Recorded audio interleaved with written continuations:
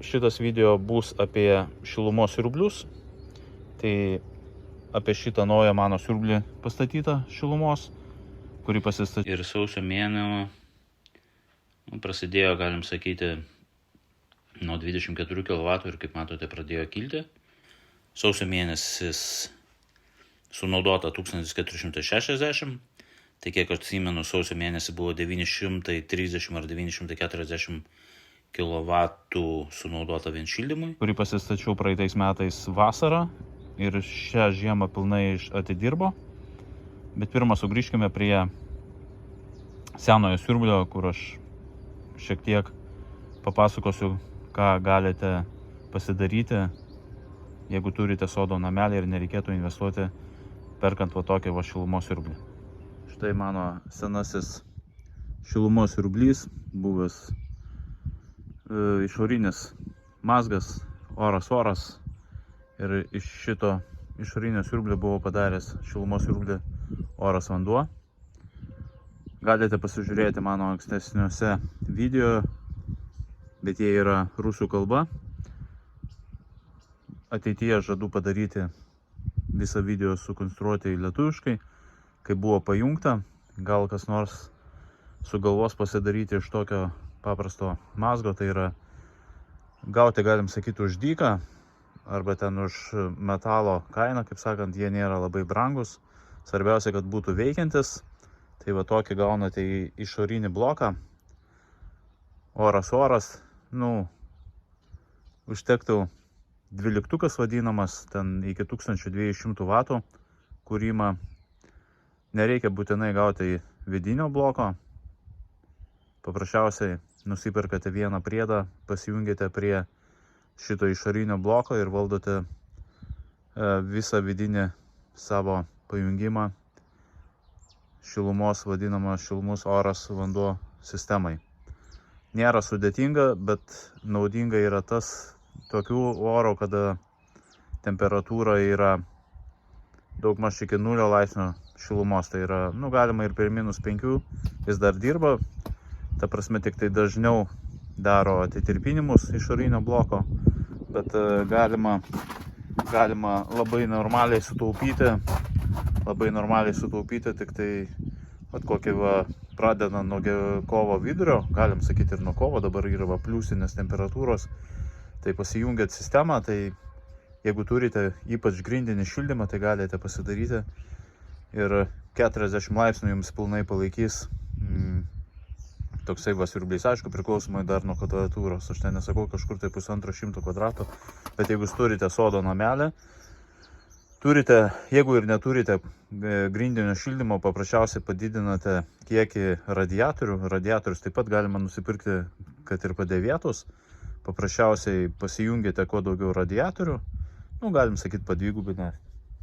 Arba jeigu yra dvigubi radiatoriai, vadinami su 2 seneliam, tai jūs galite pilnai panaudoti šitokį siurblį ir galim sakyti jau kovo mėnesį, balandžio mėnesį ir gegužės, nes būna gegužė dar kartais tokios dienos šaltokas, tai norisi ir tos šilumos.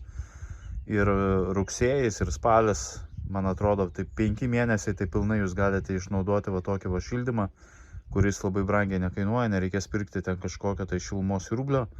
Jeigu jūs nenorite investuoti labai didelių pinigų, paprasčiausiai su tokiu siurbliu pasidarote išorinių blokų ir svarbiausia, kad jis būtų veikiantis. Gaunate jį tokį veikiantį, jeigu ten yra jisai veikiantis.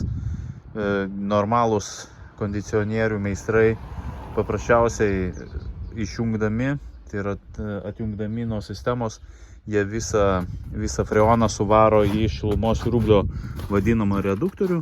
Jums tik tai belieka pasijungti, arba galite meistro paprašyti, atvažiuoja jums pajungia.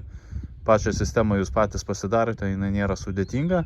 Galite pasižiūrėti, viršuje atsiras nuoroda, kaip pasidaryti šilumokaitį. Ir aš dar padarysiu irgi lietuvišką, kaip šilumokaitis atrodo, kai tai tarnavo man beveik 4 metus ir ten jokių, kaip sakant, trūkumų nepastebėjau. Tai jūs tokią sistemą pasidarote pilnai ir jums pilnai užtenka 5 mėnesius šildytis. Galite po to pasijungti ir kažkokią tai, sakant, alternatyvą, tai paprasčiausiai pečių kūrenti, ar malkomis, ar briketais, kom jūs ten turite savo katilinėje. Bet va tokiu va oru, tai ir turint saulės kažkiek tai energijos, ar perkant, kad nereikėtų naudoti ten tų malkų, nes briketai ir malkos ir visa kita labai šiemet subrango, tai neaišku, kas bus rudenį, ar subrangs ar nesubrangs, bet tokią va sistemą pasidarius galima pilnai keletą mėnesių sutaupyti pinigų. Jeigu kažkokie tai klausimai, rašykite į komentarus, atsakysiu, kaip reikia pasidaryti, ten nieko sudėtingo. Tai va, o mano naujoji sistema, šiek tiek papasakosiu apie savo šilumos siurblį, nenoriu reklamuoti, nes man šita firma nemoka jokios, kaip sakant, jokių pinigų už šitą reklamą, dėl to aš jos ir nereklamuosiu. Paprasčiausiai, jeigu kažkas tai paklaus, tai atsakysiu į komentarus, kas tu firma ir ką pasidariau, ir ar sudėtinga ar nesudėtinga. Tai čia yra šilumos siurblys, oras, vanduo, vadinamas motoblokas. Tai nieko nėra sudėtingo pasijungti jį. Elektra labai paprastai jungiasi ir vanduo labai paprastai jungiasi. Tai jeigu žiūrint, tai va per viršutinį pasiduoda karštas vanduo į namus, o čia yra grįžtamasis. Ir visas pajungimas. Viduj jokių blokai nestovi, apart tik tai valdymo pulto. Atlaikė visą žiemą. Prie minus 27, beveik minus 28 buvo.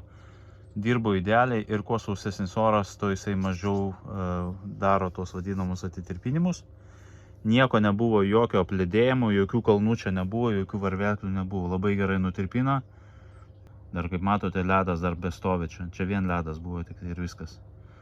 Tai visa sistema paprastai pasijungia. Viduje yra motoblokė, šitam va yra cirkuliacinės vandens siurblys, kuris ir varinėja skystį. Aš užpildžiau, iš pradžio aišku, buvo visa sistema išplauta, nes pas mane stovi katilas, kieto kuro, radiatoriai. Radiatoriai šildo 3 kambarius. Vienas kambarys yra apie 12 kvadratų, kitas apie 18 ir šitas kambarys yra apie 15 kvadratų. Radiatorių yra 4 radiatoriai. 3 dvigubi radiatoriam, 2 seneliam šildoma, 1 viengubas radiatorius senelis šildomas.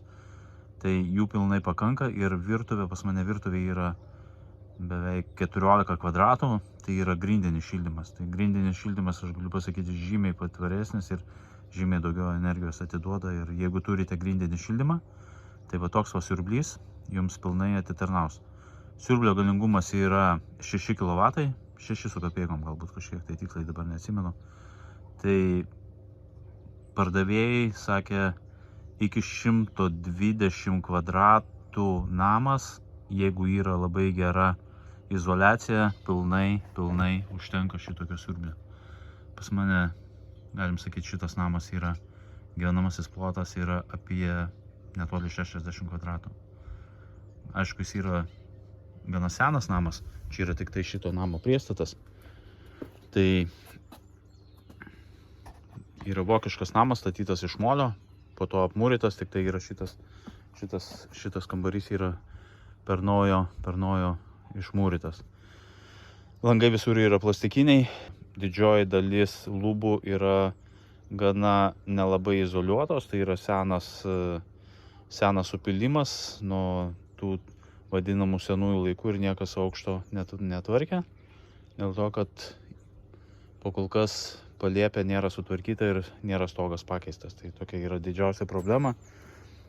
Su kaimynu neina sutarti ir čia kiti yra reikalai iš viso. Tai va, toks va siurblys, jis pilnai man atitarnavo. Ir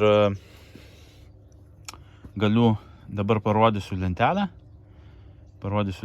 Ir pamatysite, kokios buvo sąnaudos elektros per parą šito šilumos siurblio. Temperatūra buvo palaikoma, šalčiausiu metu buvau pakėlęs iki 50 laipsnių, o taip tai dabar 41 laipsnis. Šiandien yra kovo 4 diena. Video išleisiu greičiausiai, kad kovo 8. Ir Šiandien yra 5 laipsniai šilumos. Nakvojau, galim sakyti, čia uošvienė gyvena, nakvojau šituose namuose, tai jau žmona sakė būtinai sumažinti šilumą. 41 nustatytas, tai yra per daug. Jau naktį yra per šiltą miegoti. Tai dabar numažinau iki 30, man atrodo, 4 ir pilnai pakanka. Taip, žiemą kažkiek tai uošvienė kambariuose yra 22, 21, 23. Uošvienė kartais dar namuose yra nedidelis senas pečiukas toksai, sieninė senelė, tai uošvienė labai mėgsta šilumą, tai jeigu viena lieka, jinai kartais kas antrą dieną įsimeta kelias malkas ir pasišildo pečiuką. Žinot, senas žmogus, tai čia yra normalus dalykas. Grįžtant prie šito siurblio, parodysiu, kokios yra sąnaudos ir kiek sunaudoja elektros šilumos siurblys, kuris dirbo visą žiemą. Šilumos siurblio nereklamuosiu. Kaip matote, viršuje jo pavadinimas yra užrašytas.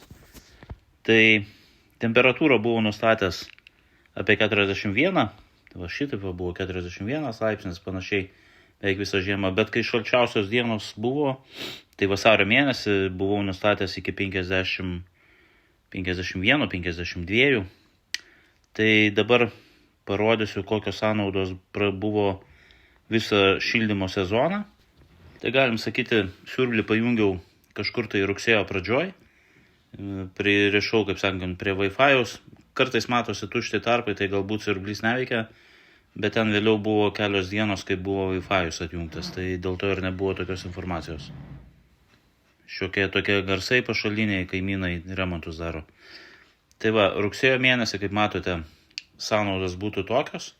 Tai didžiausios sąnaudos buvo 16 dieną 8 kW per dieną. Buvo, sakau, 41 laipsnis kažkur nustatytas. Tai jeigu žiūrint, visas rugsėjis, tai didžiausias buvo, štai čia buvo 16 kW rugsėjo mėnesį. Ir apačioj, jeigu pastebėsite, tai yra kairiai pusiai rugpjūčio mėnesį sąnaudos buvo 35 kW, tai čia, kaip sakant, išbandinėjau tą sistemą, o tai jau rugsėjo mėnesį buvo 133 kW sunaudota elektros visam šildymui.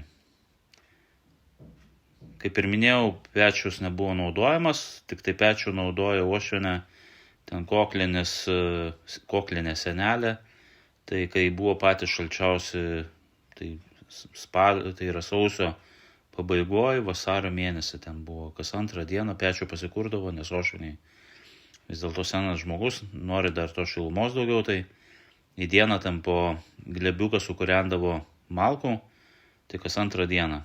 Taigi, rugsėjas, kaip matote, 133. Periname į spalio mėnesį, tai spalis jau prasidėjo po 17 kW, kaip matot, pačią pirmą dieną 17 kW. Ir temperatūra nebuvo šalta, neturiu aš čia dabar palyginti, kokios temperatūros buvo, aišku, galėtų paanalizuoti.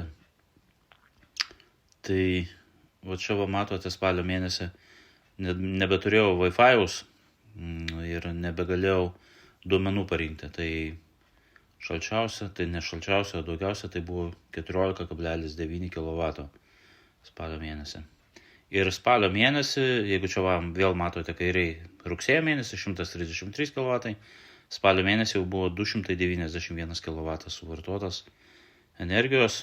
Galbūt dar šitie duomenys, kurie nėra ten keletą dienų, tai dar dadėkime kokį 50 kW, tai bus apie 340 kW per mėnesį, spalio mėnesį buvo sunaudota grinai vien tik šildymui.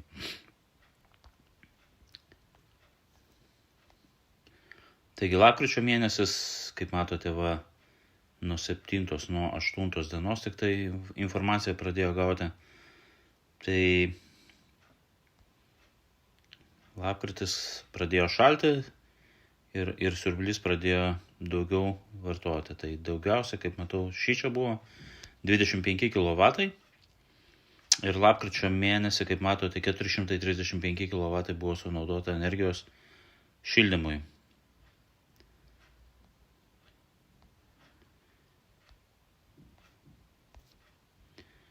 Taigi gruodį gruodis taip pat buvo, nebuvo toks labai jau šaltas, bet energijos sunaudojimas taip pat matote, tai yra nuo temperatūros, lauko temperatūros, kiek jam reikia, tiek jis pašildo. Aš daugiau nieko nereguliuodavau, nustatydavau tik temperatūrą, kad būtų, kaip ir sakiau, 41 laipsnis ir siurblys pats automatiškai šildo, kiek jam reikia. Tai daugiausia turbūt šitą dieną bus 27 kW, tai gruodžio 25 kalėdos kažkas tai buvo. Tai tokia energijos sunaudojama. Ir jau gruodžio mėnesį, kaip matote, čia biškai žemiau, 571 kW buvo sunaudota energijos gruodžio mėnesiui šildymui. Taigi pilnas mėnuo, jokios informacijos neprarasta, tai reiškia per visą mėnesį 571 kW. Taigi pereiname į sausio mėnesius šių metų ir sausio mėnesio prasidėjo, galim sakyti, nuo 24 kW ir kaip matote pradėjo kilti ir beveik jau kilo netoli, gal tas turbūt greičiausiai 35 kW, beveik 36 kW per dieną jau buvo daugiausia sunaudojama, bet vidutiniškai apie 35 kW per dieną buvo sunaudojama elektros energijos šildymui. Ir sausio mėnesį, jau matote čia dešinėje pusėje, 940 kW buvo vien sunaudotas šildymui. Tai aišku, skaičiuojant į tai, kad sausio mėnesį mes jau galėjome šiek tiek ir saulės panaudoti, tai išminusavos, tai nežinau. Negaliu dabar tokių duomenų neturiu ir negalėčiau palyginti, kiek elektros negaliu palyginti, kiek elektros pagaminau, nors turiu ir čia duomenis, galėsime pasižiūrėti ir elektros suvartojimą ir patekimą į tinklą. Taigi sausio mėnesis 940 kW. Na ir vasario mėnuo, tai buvo šalčiausias mėnuo. Čia jau vasario 3 dieną 41 kW. Toliau vasario 16 dieną 36.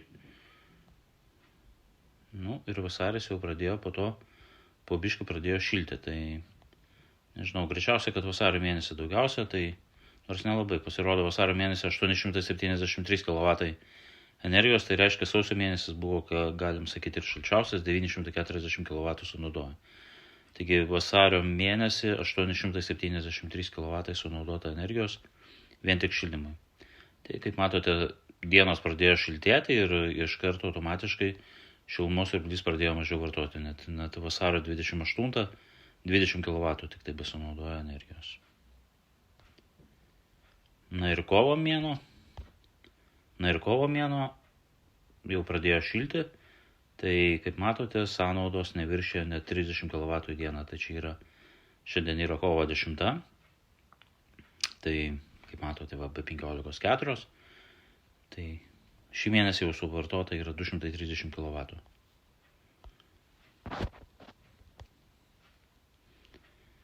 Jeigu pasižiūrėti dienos suvartojimą, tai pasižiūrėsim. Pavyzdžiui, vakarykštė 9 dieną, tai kas valandą yra suvartojama apie kilovatas 200. Kilovatas 200, diena, kaip matote, sumažėja, nes šilta yra diena 800 W.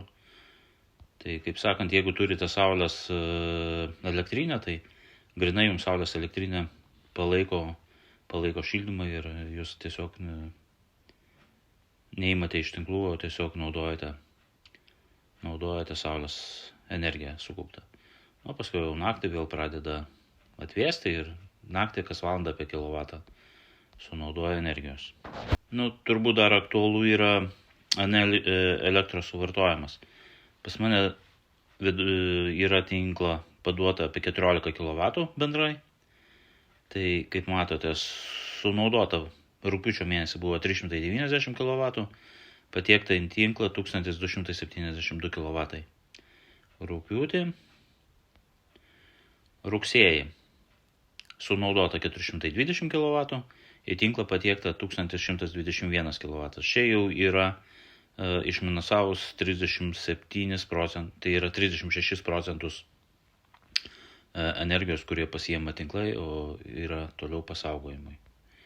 Spalis ženkliai daugiau sunaudota 793, patiekta į tinklą 634. Lapkritis, kaip matote, jau visiškai 904 kW suvartota ir patiekta į tinklą 161.